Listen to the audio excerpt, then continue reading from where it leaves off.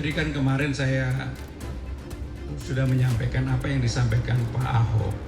Itu kalau jebol, jadi bahasanya kalau. Ya bismillah nggak jebol. Bismillah nggak jebol. Kita juga harus segera bangun tanggul laut Pantura Jawa.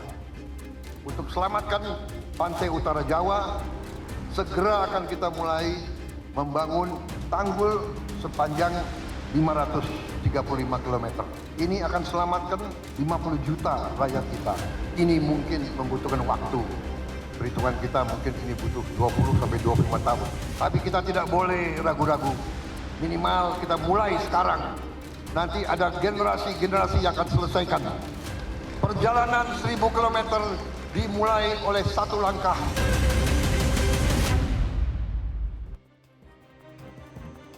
Ada persoalan klasik banjir, kemudian ada persoalan yang menanti di depan mata soal penurunan permukaan tanah yang terus terjadi. Hingga diperkirakan Jakarta dalam 10, 20 atau 30 tahun ke depan akan tenggelam. Nah, Pak Jeko, kalau disebutkan bahwa saat ini tampaknya harapan kita itu semuanya dikumpulkan di proyek Giant Seawall. Tapi apakah itu solusinya untuk semua penyakit-penyakit tadi? Ya, Giant Seawall salah satu solusi ya, tapi tentu itu bukan satu-satunya. Karena tadi sudah disebutkan, Mas Alif tadi juga menyampaikan bahwa salah satu penyebab penurunan tanah kan karena adanya eksploitasi air tanah yang berlebih-lebihan. Nah, itu tentu itu harus diselesaikan ya. Di Jakarta sendiri sebenarnya sudah ada upaya untuk mengurangi eksploitasi air tanah berlebih-lebihan dengan cara pembuatan zona bebas air tanah. Jadi ada area-area di Jakarta yang memang sudah dibatasi pengambilan air tanah. Itu berdasarkan peraturan gubernur ya yang sudah dikeluarkan, dan sayangnya tetapi di situ disebutkan bahwa yang dijadikan daerah zona bebas air tanah itu adalah Jakarta Pusat. Sementara kita tahu sebenarnya yang ambles itu Jakarta Utara, Jakarta Barat dan sebagainya. Artinya perlu ada perbaikan di situ. Nah, kenapa kemudian yang dijadikan zona bebas air tanah Jakarta Pusat? Karena memang daerah Jakarta Utara dan lainnya itu belum punya air pump ya. Sambungan-sambungannya itu belum ada? Belum ada. Belum Artinya kalaupun masyarakat dibatasi tidak boleh menggunakan air tanah, lalu menggunakan apa kan ya, begitu? Nggak ada pilihan. Nggak ada pilihan. Nah, kemudian kan kita dengar juga pemerintah Jakarta kan akan berusaha untuk memenuhi supaya seluruh Jakarta itu terpenuhi air tanahnya itu tahun 2029. Nah, saya sering sampaikan di berbagai forum dengan teman-teman di DKI juga bahwa kalau begitu setelah semua area Jakarta itu terpenuhi distribusi air pumpnya, kemudian zona bebas air tanah itu harus benar-benar dijalankan secara ideal berdasarkan kondisi amblesan yang ada. Karena amblesan tanah itu kan tidak semua terus ambles 10 cm. Beda-beda itu kan ya kondisinya. beda-beda. Ya. Ada sebaran yang berbeda dan itu yang harus kita jadikan dasar betul dalam rangka nanti membuat zona bebas air tanah dan kemudian penurunan tanah itu bisa kita reduksi. Kalaupun kita buat Giant Seawall, tetapi eksploitasi air tanah tetap berlebih-lebihan, kan tanahnya tetap turun. Iya. Banjir pasti juga akan sering terjadi. Dan sebenarnya kalau kita buat Giant Seawall juga tidak ada jaminan bahwa Giant Seawall-nya itu juga tidak akan turun kan? Karena di dalam skenario pembuatan Giant Seawall juga di situ ada skenario Giant Seawall-nya itu tetap ada amblesan, tidak akan stabil gitu. Nah, tadi Mas Alif menyampaikan misalnya dengan cara menanam mangrove. Memang itu benar, saya setuju. Karena kalau ekosistem mangrove itu sehat, dia bisa menjadi dia bisa menahan sedimen itu ya, dan itu bisa meningkatkan level tanahnya 5 cm per tahun gitu. Dan saya kira itu sangat baik kalau bisa dilakukan. Oke, Kang Yayat? Saya agak sedikit kurang pas. Yang mana? Pertama inkonsistensi itu terjadi. Antara? Tadi menyatakan zona untuk bebas air tanah di wilayah Jakarta Pusat. Sementara eksploitasi ruang yang paling tinggi itu Jakarta Utara. Mohon maaf ya, sebut aja PIK, Sunter, semua di situ hampir zona industri, zona perdagangan yang dikembangkan. Pertanyaan sekarang dari mana sumber airnya itu? Yang kedua, sifat industri, sifat wisata dan sebagainya, dia tidak mau nunggu lama. Pengambilan air tanah dengan kapasitas besar itu adalah langkah praktis Dan sekali lagi saya mengatakan pragmatisme itulah yang membuat masalahnya menjadi lebih parah. Seharusnya kan pemerintah memagari itu. Ya, siapa berani menghentikan investasi atas nama investasi? Justru kitalah yang merusak persoalan itu. Kurang apa sih tata ruang kita? Rencana-rencana perizinan pembatasan. Tapi yang menjadi masalah sekarang adalah pada penguasaan ruangnya. Kalau istilah kita mengatakan tata ruangnya jadi tata uang. Tanah saya di sini, saya mau bangun di sini loh. Saya lebih senang di tepi pantai misalnya, karena zonanya bagus. Tapi pertanyaannya dikasih izin atau tidak? Padahal wilayah utara itu sistem jaringan pelayanan air bersihnya masih jauh dari sempurna. Nah pertanyaan itu tadi, kalau ada inkonsistensi, itulah yang membuat persoalannya makin parah. Jadi pertanyaan lebih bagus sekarang ya, ketika bukti menunjukkan wilayah utara makin lama sering kebanjiran seperti kasus Ripik, masyarakat menengah ke atas move on sekarang nih. Pindah ke daerah yang lebih tinggi yang saya sebutkan 3T tadi, Tangerang, Tangerang Raya sama kabupaten, kota-kota baru di situ. Untuk apa punya investasi miliaran? Tahu-tahu kena banjir, turun tuh nilai propertinya. Justru yang menjadi tantangan bagi kita adalah pengendaliannya itu bagaimana? Karena sekali lagi pada wilayah-wilayah yang sistem jaringan air bersihnya belum ada, apakah tidak bisa dihentikan misalnya? Justru yang besar-besar itu berada di situ. Mohon maaf, satu catatan lagi untuk Giant Sea Wall. Masalahnya bukan di laut, di daratan. Justru masalahnya di darat. Urbanisasi, penduduk yang meningkat, Jakarta tetap menjadi kota utama. Selama di darat kita tidak bisa menyelamatkan, arti Giant Sea Wall itu nggak akan maksimal. Karena justru banjirnya ada di darat, bukan di laut. Jadi kita tidak bisa menaruh sepenuhnya harapan hanya kepada Giant Sea Wall ya. Jadi seolah itu proyek yang raksasa sekali dan dengan anggaran yang luar biasa. Dengan anggaran yang besar tidak menjawab masalah kalau di daratnya itu jadi tidak akan mampu menyelesaikan tidak mampu menyelesaikan masalah. Aku yakinlah, saya mengatakan tekanannya itu justru ada di daratannya. Tekanan ada di daratan. Mas Alif juga melihat seperti itu? Ya, kalau tadi wacana Giant Sea Wall sebagai solusi gitu, kami khawatir ini akan menjadi solusi yang palsu gitu ya. Karena belum tentu itu menjamin soal banjirop, kemudian pengendalian banjir di daratnya itu sendiri gitu ya. Dan paling tidak yang kami amati dari segi cost effectiveness, nah ini sangat fantastis gitu ya. Kalau AHY atau Menteri AHY bilang ini butuh 1.300 triliun gitu ya. Dan dari mana uangnya gitu. Dan kemudian ini juga pastinya akan berimplikasi terhadap keanekaragaman hayati gitu ya. Termasuk juga sosial ekonomi masyarakat. Berapa banyak nanti kampung-kampung nelayan yang ada di utara Jakarta yang akan terdampak. Kemudian dari 13 sungai yang ada di Jakarta, apakah itu akan hanya menjadi hambatan aliran sungai untuk menuju laut seperti itu.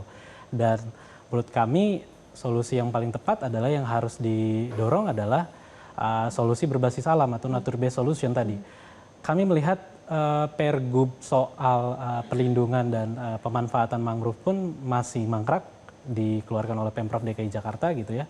Dan paling tidak menurut beberapa riset tadi Giant Sea Wall tidak mungkin bisa menandingi arus kenaikan muka laut ya secara global yang kurang lebih 3 mm per tahun. Dan memang tadi tidak terkejar, tidak mungkin untuk terkejar seperti itu. Jadi kami harapannya adalah solusi berbasis alam yang harus dikedepankan seperti itu. Oke, baik. Pak Andri juga sudah bergabung di sini BMKG. Tampaknya dalam beberapa hari belakangan ini BMKG sibuk sekali ya untuk melakukan operasi modifikasi cuaca OMC. Hari ini saja Pak Andri untuk di Jakarta ada 2 kali ya operasi modifikasi cuaca dilakukan. Bagaimana untuk besok? Apa mitigasi yang dilakukan BMKG bersama dengan Pemprov DKI Jakarta? Karena sampai besok perkiraannya masih cuaca ekstrim ya, hujan lebat akan terjadi. Jadi apa mitigasinya, Pak Andri?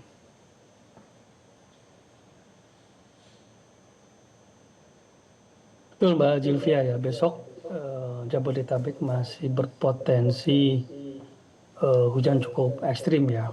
Kami BMKG bekerjasama dengan Pemprov DKI mencoba untuk berupaya meminimalisir hujan yang terjadi melalui modifikasi cuaca.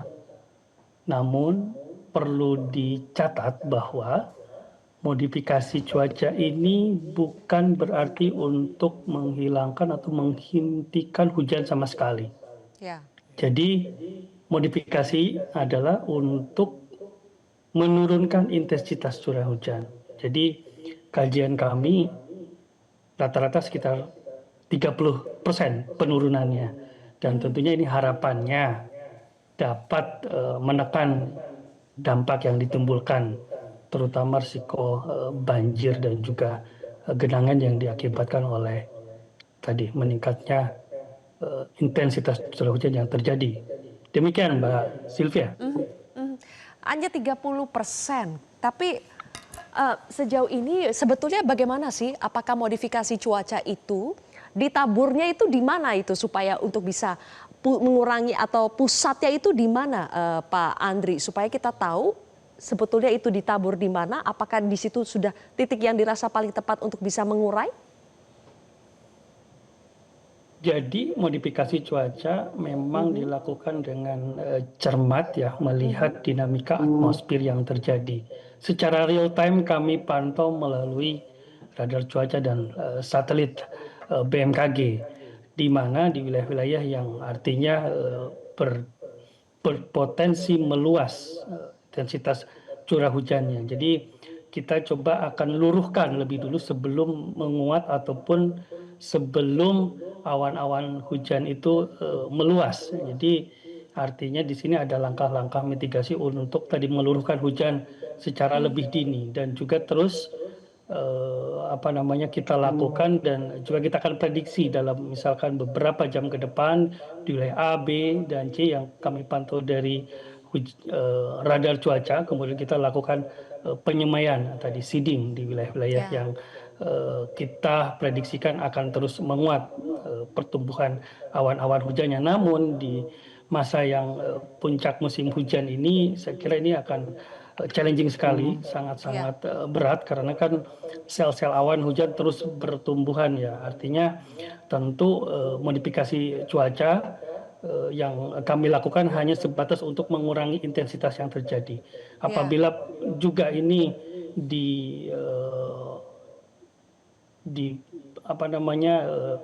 apabila juga tinggi muka air laut yang di wilayah hilir pesisir ya sedang terjadi pasang gitu juga, ini juga akan tentunya meningkatkan potensi intensitas banjir atau genangan yang akan terjadi.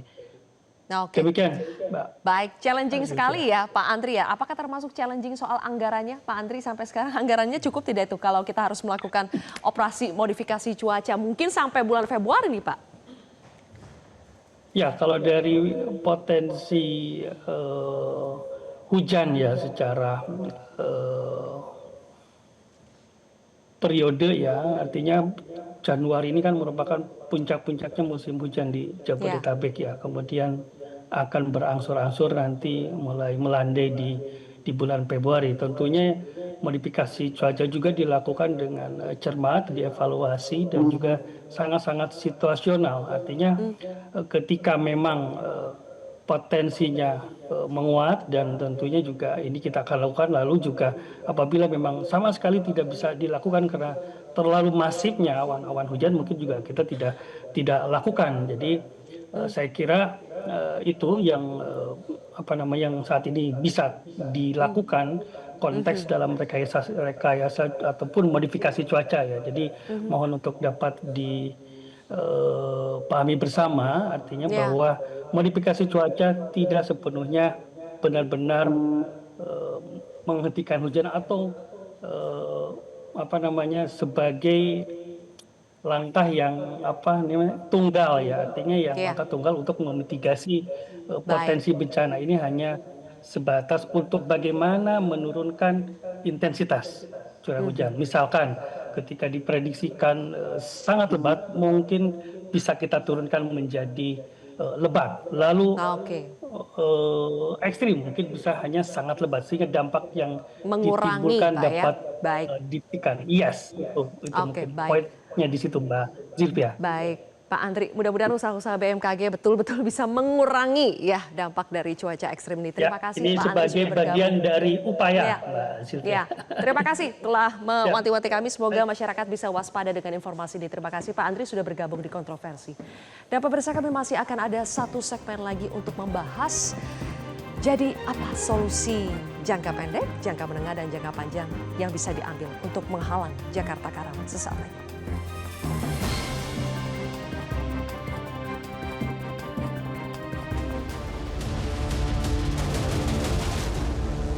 Jelajahi cara baru mendapatkan informasi. Download Metro TV Extend sekarang.